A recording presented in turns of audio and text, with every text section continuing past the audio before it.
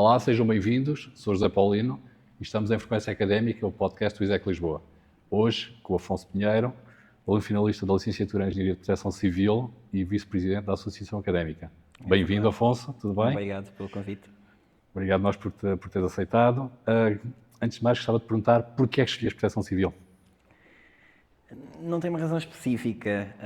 Eu, quando estava a acabar o nono ano, não sabia muito bem se queria ir para o secundário, digamos, regular, tirar Ciências ou Humanidades, e investiguei um pouco na área da Proteção Civil, porque foi numa altura, em 2017, 2018, em época de incêndios, que estava muito na moda a Proteção Civil, foi grande tema nessa altura por falta de malta com formação nessa área, e acabei por optar por ingressar na Gustavo Eiffel como técnico de proteção civil, tirar técnico de proteção civil, e foi um pouco o porquê da proteção civil, não foi ao acaso. Também porque sempre fui muito, preocupei-me sempre muito com a parte de logística, de planeamento, de portagem, de ocorrências, e de certa forma está ligado à proteção civil, e foi meio por aí que surgiu a área da proteção civil. Portanto, é uma área que estás a aprender a gostar, é isso? Sim. Okay. E o curso está a corresponder às tuas expectativas? Tá, sem dúvida. Já tinha algumas bases e noções da Gustavo, oriundas da Gustavo. Tive alguns professores que foram meus professores na Gustavo também, nomeadamente o Paulo G. Martins. E aqui estou a aprofundar as noções e ir mais ponto a ponto nas diversas matérias, que a Proteção Civil é uma área muito abrangente, que aqui da licenciatura. Portanto, isto é uma área muito delicada e fala sempre muito, agora chegamos ao verão e vocês infelizmente vamos voltar a falar por causa dos fogos. Achas que falta consciência às pessoas para se evitar às vezes tragédias mesmo? Acho que falta noções na sociedade, mas acho que a própria sociedade também não está muito para aí virada no que toca a medidas preventivas. Nem a sociedade, nem a tutela, que, na minha opinião, há certas questões básicas, como suporte básico de vida, que devia ser ensinado nas escolas, que não tem essa preocupação, e acho que o próprio ensino podia ser moldado para haver mais noções na área da proteção civil e da prevenção de pessoas e tudo mais, para as pessoas terem mais conhecimento das medidas a implementar e como podem prevenir e atenuar as consequências a quando de um incidente ou de catástrofe. E também evitar, não é? Tu que vais ser, tu e muitos outros, os responsáveis por essa área, não é? O que é que, na tua opinião, poderia fazer-se para as pessoas terem consciência e, se calhar, terem noção de que, de facto, às vezes, estão a contribuir para destruir um país? Eu acho que o caminho a seguir vai sempre iniciar-se na educação, pela formação aos mais jovens, que são o futuro, começar por aí, e depois cada vez mais, através dos meios de comunicação social, através de seminários, através de palestras, através de protocolos com câmaras e empresas e entidades privadas, dar a conhecer os diversos trabalhos que são desenvolvidos pelas câmaras e as medidas com os profissionais que existem. Mas lá está, às vezes é falta de interesse não só da sociedade, mas como de tutela para essas medidas. E há que haver uma imposição, e a imposição tem que partir de todos nós para esse autoconhecimento. Exato. Na tua opinião, quais são as principais valências que este curso oferece? Na minha opinião, empresas privadas relacionadas com extintores, medidas de proteção de edifícios, câmaras, serviços municipais de proteção civil, gabinetes de proteção civil, a União Europeia, o próprio Mecanismo Europeu de Proteção Civil. Existe uma série de valências e acho que na área há sempre oferta de emprego, porque a maior parte dos técnicos que estão neste momento nas câmaras não têm a formação na área, têm formação em áreas parecidas, ou que de certa forma complementam-se. Há muitos deles que são de direito. Eu, por exemplo, também tive caso que conheci pessoas de câmara que estavam em mobilidade de departamentos de desporto a trabalhar na área de proteção civil, porque não havia ninguém para preencher essas vagas e tinha que haver alguém a tratar dessas preocupações no meio da proteção civil. Portanto, acho que é um pouco por aí. Então, achas que falta maior especialização? Eu acho que sim. Eu acho que é uma área que tem sempre futuro. Vai sempre haver incidentes, vai sempre haver catástrofes, vai sempre haver acidentes e, portanto, acho que é uma área que tem muito ainda por crescer e está agora cada vez mais a investir-se na formação, mas eu acho também que é um problema ainda também da organização do ensino superior, porque quando temos as únicas instituições que têm uma área que supostamente vamos trabalhar para o Estado são privadas, há algo no ensino superior há que fazer aqui na tutela do Estado para que ofereça também mais formação para formar os seus, que de certa forma vão trabalhar para ser funcionários públicos. E o ISEC Lisboa, como é que surgiu no teu Surgiu- percurso? Surgiu porque eu fui aluno da Gustavo e depois o professor Pedro Carvalho, que trabalhava na Autoridade Nacional, recomendou-me e disse que eu tinha que tirar a licenciatura, que tinha que seguir na área, que tinha jeito para a área, que me via trabalhar na área e recomendou-me o ISEC Lisboa. Eu disse, why not? Já estou aqui no campus, é só mudar de um edifício para o outro e dar continuidade aos estudos. E foi um pouco assim que surgiu. Na altura ainda ponderei a Atlântica, que é outra faculdade que tem, mas eu ainda estava a morar em Telheiras, portanto optei aqui por ISEC Lisboa também por uma questão de proximidade e flexibilidade a nível de horários e tudo mais. Falaste em proximidade, uma das características que são apontadas ao ISEC Lisboa é precisamente a proximidade entre professores, alunos, não docentes. Também notas isso? Noto, eu acho que isso é transversal e sente-se muito mais, já percorri algumas instituições de ensino superior, por diversos motivos, seminários e tudo mais. Eu acho que uma característica que é notória nas instituições privadas é essa mais flexibilidade, proximidade entre toda a comunidade académica, o que não sinto nas grandes instituições. E, portanto, isso também contribui para que a gente trabalhe melhor em conjunto e colaboremos em prol não só dos estudantes, mas do crescimento do Instituto, do crescimento da comunidade e dar nome ao Instituto. E os professores, calculo, também têm um papel muito importante nesta relação com os alunos.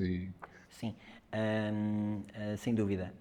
Aqui, o meu caso, eu sou de pós-laboral, portanto, há dias que venho mais cedo e tenho interação com os alunos da tarde, há outros que não, mas os professores contribuem sem dúvida. Uma professora que eu tenho muito carinho é a professora Ana Paula Oliveira, acho que foi das pessoas que eu gostei mais de ter e gosto muito de todos os professores que foram meus professores. Foi uma das pessoas que mais te marcou, é isso? Sim. Ok. É nesta área que te vês a trabalhar no futuro? Sim, sim. Eu, talvez, antes de trabalhar na área, vejo-me, se calhar, a servir serviço militar no ramo da Marinha, na parte de operações, de planeamento de logística, porque gosto dessa área, mas vejo-me, se não ingressar no mestrado e seguir logo para o mercado de trabalho, sem dúvida é nesta área que eu quero trabalhar. Tu estudas e trabalhas também, não é? Trabalho part-time. É fácil conciliar? É tudo uma questão de logística e gestão do nosso próprio tempo. Eu estou há 4 anos aqui na faculdade, sempre trabalhei e estudei. O primeiro ano foi o ano que eu tive também mais dificuldade, porque na altura estava a trabalhar ainda full-time, num call center, e portanto havia cadeiras, no primeiro ano é aquelas cadeiras de matemáticas, químicas, que requerem mais tempo de estudo, e portanto foi o ano que eu senti mais dificuldade, por assim dizer, em acompanhar as duas coisas, mas é fazível. É um curso exigente, este? As matemáticas, químicas, físicas são sempre exigentes. Quando nós nos interessamos pela teórica e quando o docente que está a dar a cadeira puxa também para os alunos, torna-se tudo mais fácil. E acho que a esse nível nunca tive dificuldade nas cadeiras teóricas, nas matemáticas, químicas, há alguma, mas tudo é tudo uma questão de prática e de treinar e é definir objetivos e tudo é alcançável. Há bocado estávamos ali a falar dos professores. Calculo também seja importante ter na área professores da área, como o professor Paulo Gil Martins, por exemplo, hoje quer transmitir uma experiência que para vocês calculo seja importante, não é? Sim, sem dúvida. Eles trazem a experiência do terreno, tanto conhecimento da autoridade, dos mecanismos que estão em prática, as leis, que é uma área que, parecendo ou não, também envolve muitas leis. Portanto, isso também contribui para que a gente ganhe noções, porque não é possível sabermos tudo de proteção civil. São demasiados termos, é demasiada legislação, são demasiados planeamentos que temos que fazer. Isso depois depende de onde tu fores colocado e aquilo que te puserem a fazer. É uma questão de tu já teres as noções que te foram dadas no curso, e saber onde também tens que procurar a documentação necessária em prol de desempenhar as tuas funções. Onde é que tu achas que tu vais sentir mais à vontade? Será mais nessa parte de planeamento, de gestão, ou será mais na parte de terreno mesmo? Eu quero passar por tudo, eu quero vivenciar tudo, e portanto, onde me puserem, eu estarei disponível para alcançar os objetivos a que me proponho ou que me propõem. Okay. Por falar em objetivos, qual é a tua maior ambição a nível profissional? Sentir-me realizado, sentir que o meu trabalho tem valor e que estou a marcar a diferença junto daqueles que tanto trabalho, mas para quem devo atuar. Portanto, se for trabalhar para uma Câmara, vou atuar para com os cidadãos, para com a comunidade e, portanto, se a diferença for alcançada, esse é... Não tens um patamar definido? Não. Eu sou muito apologista de que devemos viver um dia de cada vez, e dia a dia ir definindo metas, vendo os nossos objetivos, moldando perante aquilo que queremos, porque o futuro não é garantido, o futuro somos nós que construímos dia a dia. Achas que um curso profissional, um curso superior, é fundamental para atingir esses objetivos? Ou seja, o que vocês aprendem aqui, depois será a vossa base profissional? É fundamental. Não digo que uma pessoa que ingresse logo na área, com a prática, se torne um excelente profissional. Mas, tirando um curso superior, tu ganhas logo as noções e vais com mais ferramentas quando ingressas no mercado de trabalho. Olha, mudando aqui um bocadinho, como é que é ser vice-presidente da Associação Académica? É trabalhoso. É trabalhoso, mas gosto muito. Há quanto tempo é que estás como vice-presidente? Ou seja, fui eleito este ano, eu ingressei na associação no final do ano passado, fui convidado pelo Sebastião, na altura, ainda era presidente, Sebastião Damasio, em meados de abril, numa altura em que a associação estava mais em baixo, e que até me puseram responsável por organizar o dia do ISEC do ano passado. E depois... Por acaso até correu bem, né? Correu bem, sim. E depois convidaram-me para a lista e eu fiquei vice-presidente da associação. Tem sido um dia de cada vez, havia muita coisa por regularizar, acho que tem corrido bem a nossa comunicação, tanto dentro da associação, com a criação dos departamentos, mas também com os diversos gabinetes que existem no ISEC Lisboa em prol de promover atividades para a comunidade académica. E acho que estamos muito mais próximos dos estudantes e acho que já têm à vontade de vir ter connosco para qualquer questão que precisem. E acho que isso tem refletido também nos resultados e na exposição que a associação tem tido, não só a nível de Lisboa, mas como a nível nacional, e a comunicação que temos feito também com outras associações e federações. Nota-se que a associação este ano tem estado muito mais ativa, ligado a diversos eventos, iniciativas, né? Isso, na tua opinião, aliás, deve-se a quê? Novas pessoas ou foi um processo normal de evolução? Eu acho que a quem ingressou este ano veio com mais vontade de fazer diferente. Acho que a associação tem, desde que eu entrei, tem sofrido um processo de melhoria, de transição. Começou tudo com o Diogo Duarte, com o mandato do Diogo Duarte. No entanto, o grande impacto foi realmente este ano, porque havia uma série de questões legais que não estavam regularizadas há uma série de anos e que algumas delas nós ainda estamos a regularizar. E, portanto, acho que o que também faltava era noções de como desempenhar o associativismo e como ser um dirigente associativo. Não havia essas noções. E, portanto, essas noções entraram este ano, entrou também a comunicação com toda a equipa, a comunicação com o Instituto e sentarmos à mesa com os diversos gabinetes em prol de promover e fazer atividades para promover o ISEC, a associação, e incutir esse espírito nos demais departamentos de desporto, recreativo, ação social, e portanto acho que tem corrido bem e tem potencial para melhorar também. Exato. Estás também ligado à Federação Nacional de Ensino Superior Particular e Cooperativo, não é? É verdade. Conta lá como é que... Portanto, a associação já era associada desta federação. Esta federação morreu, por assim dizer, durante o Covid.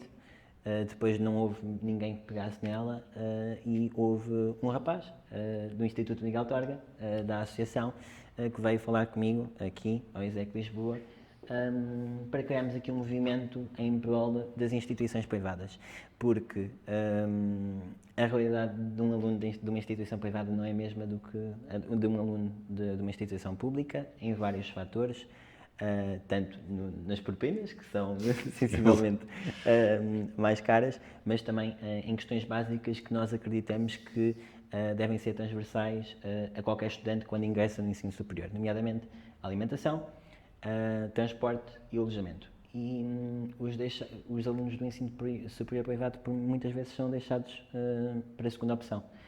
Portanto, a federação é mais no sentido de percebermos as realidades a nível nacional das diversas instituições privadas, de cada estudante, e tentarmos lutar em prol desta federação e em prol das nossas comunidades. Estamos a gravar este episódio poucos dias após a morte do Papa Francisco. Tu participaste nas Jornadas da Juventude 2023, em que ele esteve cá, não foi? Participei. Como é que foi essa experiência? Tiveste a oportunidade de estar com ele? O que é que tu recordas desse? Foi muita gente, para já. Foi muita gente. O meu papel nas jornadas, eu fui embaixador de Lisboa, fui um dos embaixadores de Lisboa. Foi um projeto desenvolvido pela Câmara de Lisboa no sentido de haver pessoas que estavam responsáveis por dar informações e guiar as pessoas que participaram nas jornadas. Eu estava alocado à Garde do Oriente, portanto, interagi com centenas de pessoas, norte-americanos, búlgaros, mexicanos, alemães, e portanto foi uma experiência muito enriquecedora também do ponto de vista cultural. O contacto com essas pessoas, a comunicação com essas pessoas, foi giro. Tive a oportunidade de visitar o Parque Tejo. Não tive diretamente ao lado do Papa, mas consegui ver o Papa, tive acesso à parte da frente do recinto e ver milhares de pessoas. Foi sem dúvida um ambiente incrível e acho que também testámos aquilo que foi a capacidade de receber esta gente toda e foi, lá está, uma grande operação do ponto de vista logístico. Exato, saber e bem receber, não é? Sim. Exato. Tiveste também, por falar em projetos, também num projeto de voluntário em Telheiras, Proteção Civil em Telheiras. Sim, faço parte ainda do Grupo Voluntários de Proteção Civil de Telheiras, isto porque eu morei em Telheiras, agora estou um bocadinho mais adormecido com a mudança também para aqui, para a associação.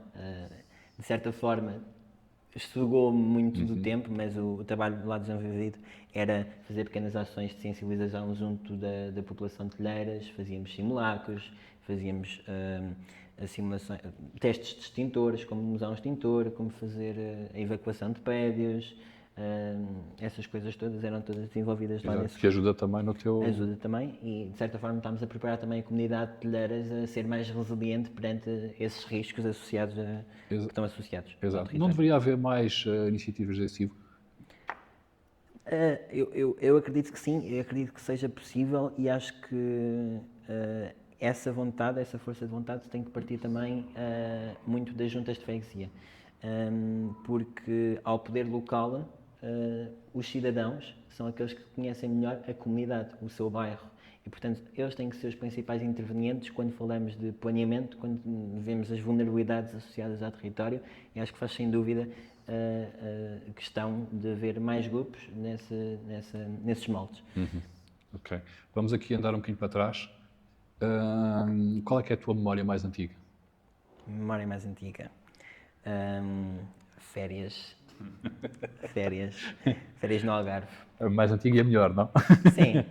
Sim, férias no Algarve. Ok. Costumas passar lá sempre as férias?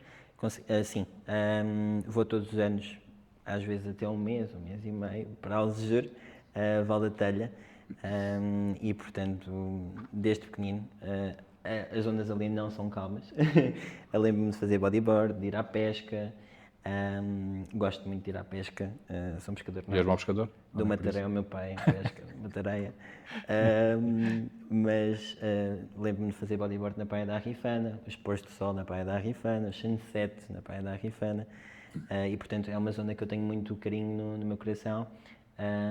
E que do Algarve também é das zonas mais calmas, porque ali a Costa Vicentina Exato. não é aquela agitação toda de Albufeira ou de Portimão, e portanto gosto também de sítios mais calmos para relaxar, que acho que é também esse o propósito que nós queremos também nas férias de verão. Exato, quem está na confusão de Lisboa, Do né? que está na confusão de Lisboa Exato. Tu e tens- para o Algarve também para a confusão. Tens família nessa zona ou é mesmo uma zona que tu gostas de ir? Tenho os meus avós não moram lá, tenho lá uma casa. Os meus avós moram na Praia da Luz, portanto ando sempre entre essas duas zonas, Algesur à Praia da Luz, mas sim, tenho lá família. Ok. Por falar quando eras mais novo, o que recordas da tua infância?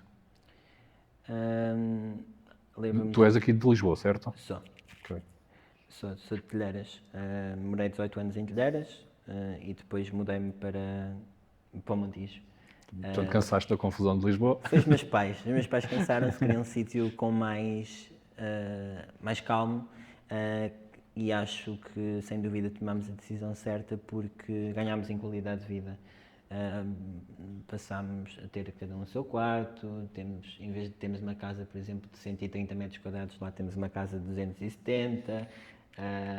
Não é a confusão e a agitação de Lisboa, tu consegues ir passear, não vês ninguém, a cadela anda solta, portanto é uma dinâmica totalmente diferente do que Lisboa. E aqui era possível, quando eras mais criança, brincar na rua, esse tipo de coisas? Sim. Ou era mais das Playstations, Nintendo.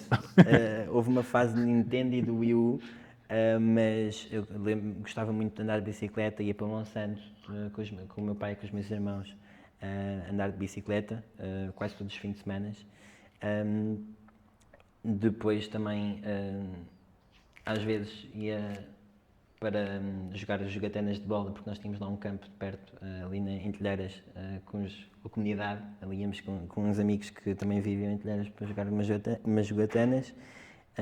E pronto, era isso. E quando eras criança, o que é que tu querias ser? Era futebolista? Era polícia? Polícia. Andava sempre no Tinoni, no recreio, era os polícias e ladrões. Ok. Tu, em Telheiras, em que escola que andaste? Andei na 2-3, na Rua Professor Mário Chicó.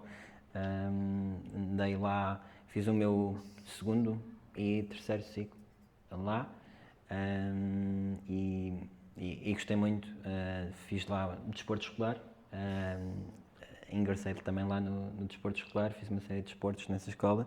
E uma curiosidade é que a minha professora de Geografia também, de História, perdão, foi a professora do Cristiano Ronaldo, portanto temos a mesma professora em comum. E ela contava algum episódio com... Sim, que ele não queria saber da história, só queria saber da bola. Por isso é que ele chegou onde chegou, não é? Mas ele foi para lá porque foi na altura em que ele se mudou para o Sporting, veio da Madeira e veio para o Sporting e esteve lá ainda a estudar e, portanto, como era perto, acabou por estudar ali. Há bocado estavas a falar do Algarve. O teu trabalho final na Gustavo Eiffel foi... Foi Portimão, sim. Foi Portimão, fui estagiar em pleno Covid, ali reta final, mas fui 4 meses para Portimão e foi uma das melhores experiências que eu tive até hoje. Foi muito enriquecedor porque lá está, tive a noção do que era trabalhar na Proteção Civil, do que é que eles faziam por trás do serviço. Portanto, tu não tinhas experiência nenhuma nessa altura? Não. E acho que a questão de acompanhar o estágio em si foi muito produtivo para nós vermos as noções que ganhamos serem aplicadas mesmo na realidade. E, portanto, eu trabalhei numas salmós, agendei vacinas para a população, trabalhei também, acompanhei os chapadores florestais para ver os focos de incêndio, ver se estava tudo bem, fazer as vigias. Trabalhei também no centro de vacinação, que estive lá há 3 semanas e era o melhor centro de vacinação do Algarve e, portanto, foi uma experiência muito enriquecedora. E sempre em Covid? sempre em Covid. Ok. E não sentiste algum receio nessa altura? Não, porque eu acho que para já era uma dinâmica totalmente diferente de Lisboa. Estamos a falar de muito menos gente. E depois ali nós andávamos sempre de máscara, depois apanhámos já a fase final onde a malta já não andava de máscara, andava a fazer já as segundas doses de vacina e portanto não foi no período crítico, digamos assim, do Covid. Certo. Afonso, se fosse possível viajar até ao futuro, imagina que podias andar 20 ou 30 anos para a frente e encontrar o Afonso daqui por tu próprio, daqui por 20 ou 30 anos, pedias algum conselho ou perguntavas-lhe alguma coisa que gostasses de saber? Perguntava se fui feliz, se me senti realizado. Se É calhar esse o isso. teu grande objetivo de vida. Sim. E se pudesses ter um superpoder? Ah,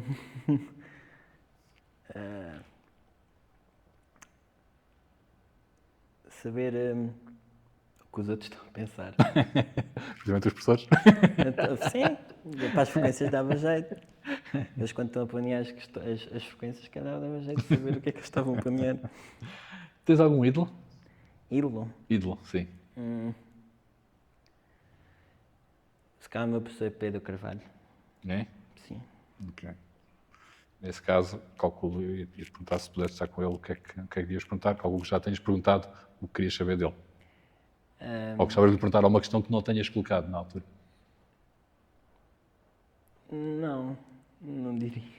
Não, não me vem à cabeça o que é que lhe perguntava, mas é um professor que eu tenho muito carinho e que, de certa forma, me virou para esta área e que me ajudou a dar os melhores passos possíveis em prol da mesma. Ok. O que é que tu gostas de fazer quando tens tempos livres? Quais são os teus hobbies? Como eu tenho poucos tempos livres, atualmente estar no sofá a ver um filme ou uma série, assim, é isso. Okay. E viajar? Gostas de viajar? Já fiz algumas viagens, gosto de viajar, gostava de fazer mais viagens, gosto de viajar. Já fui a Dublin, já fui a Londres, a viagem que gostei mais foi os Açores, São Miguel. E tens alguma viagem de sonho ou não? Gostava de ir a Budapeste. Nos próximos tempos é a viagem de sonho, Budapeste. Okay. Já fostes a Londres mais de uma vez, não foi? Sim, já fui 7 vezes a Londres. 7 vezes? 7 vezes. Mais pequenino. Nos últimos anos não tenho ido. Tenho lá família e, portanto, às vezes nós íamos lá passar o Natal, ao aniversário de alguém, e íamos a Londres. Porque o teu pai é britânico, não é? É. O meu pai é britânico, mudou-se para cá com 20 e poucos anos. Ele veio trabalhar para cá, foi isso? Conheceu a minha mãe e depois, perante isso, mudou-se para cá e fez o futuro dele cá. Ok. E conheceu cá ou lá? Conheceu cá. Conheceu em Alger, onde iam passar férias.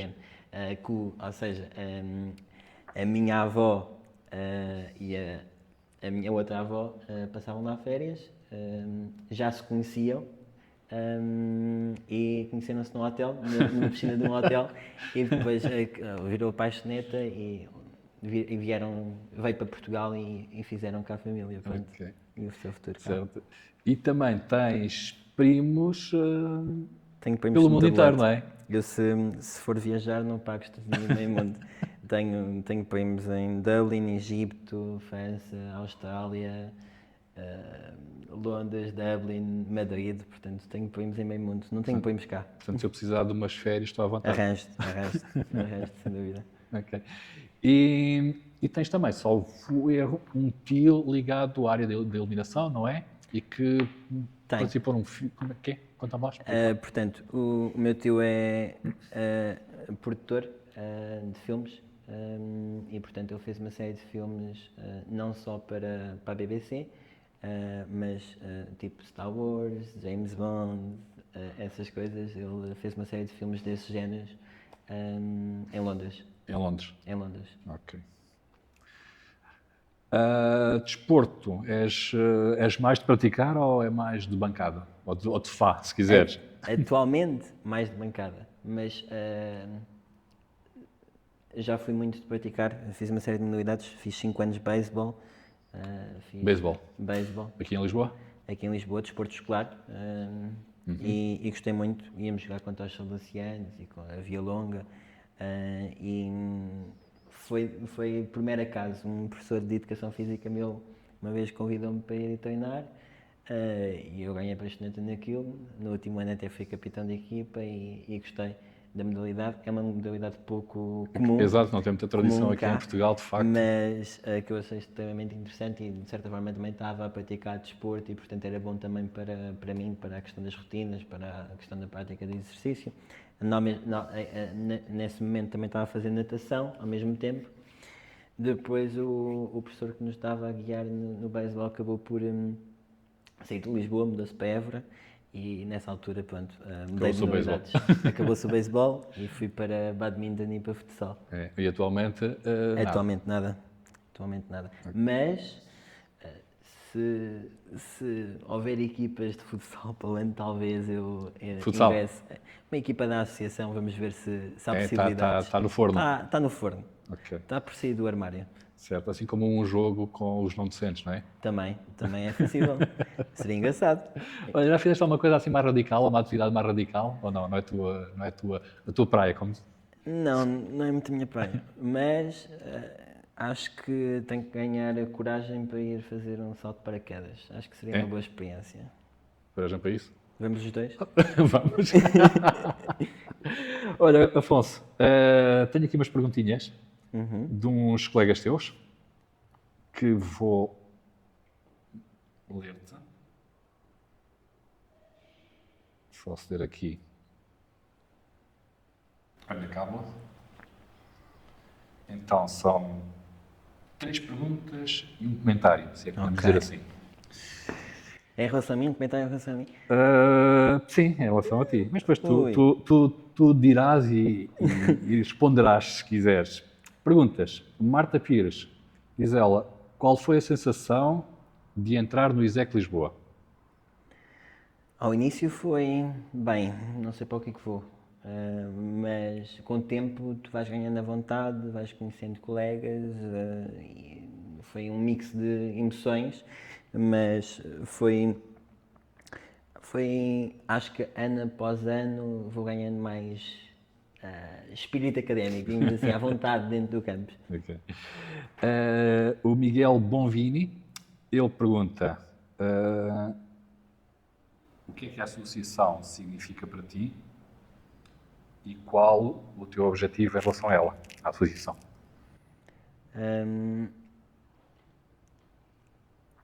Tenho muito carinho.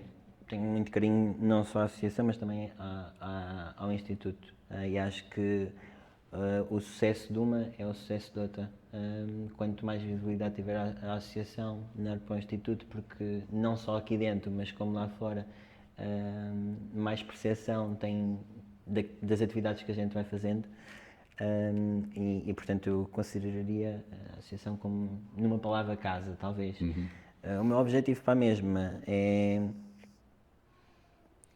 que seja reconhecida não só internamente aqui pela instituição, como pela toda a comunidade, como um porto seguro, como algo dinâmico, proativo, que faça atividades em prol da comunidade e que seja uma ferramenta para que haja espírito académico aqui dentro. E depois, lá fora, que as restantes associações possam contar connosco em prol do crescimento da Academia de Lisboa e do associativismo em Lisboa. Guilherme Almeida tem a ver com este tema também. Ele pergunta o que é que a associação, ou como é que a associação te moldou como pessoa? Fez-me crescer a nível de capacidades de liderança, comunicação, delegar, de planear, de definir prioridades, mas requer muito tempo. Acho que seria assim que responderia. E agora, o tal comentário, apontamento que é enviado pelo Gabinete de Relações Internacionais. E então diz assim: Oh my God, Afonso, you are in the academic frequency. Best of luck with your interview. Queres dizer alguma coisa em relação a isto?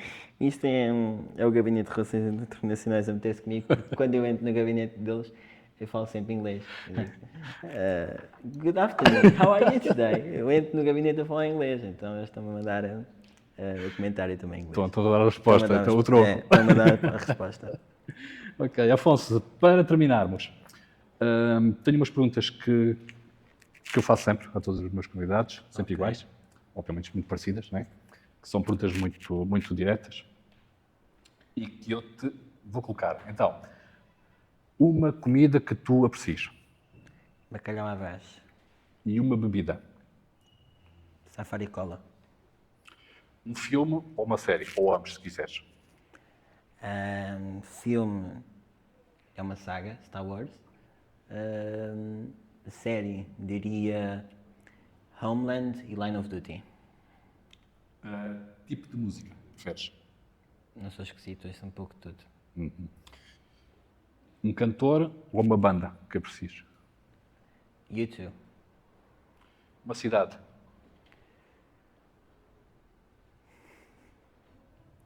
Porto. praia ou campo? Campo. Cinema ou teatro? Cinema. Acordar cedo ou dormir até tarde? Acordar cedo. O que te faz rir? Pessoas carismáticas. E o que te faz chorar? Isso depois depende do dia. Às vezes um pouco de tudo. Quando estou bastante feliz, eu choro. São poucos os momentos em que choro, mas quando choro, às vezes é por felicidade. Nunca... É raro eu chorar por tristeza. Obrigado, Afonso. Chegamos assim ao fim deste episódio. Obrigado a quem nos acompanhou também.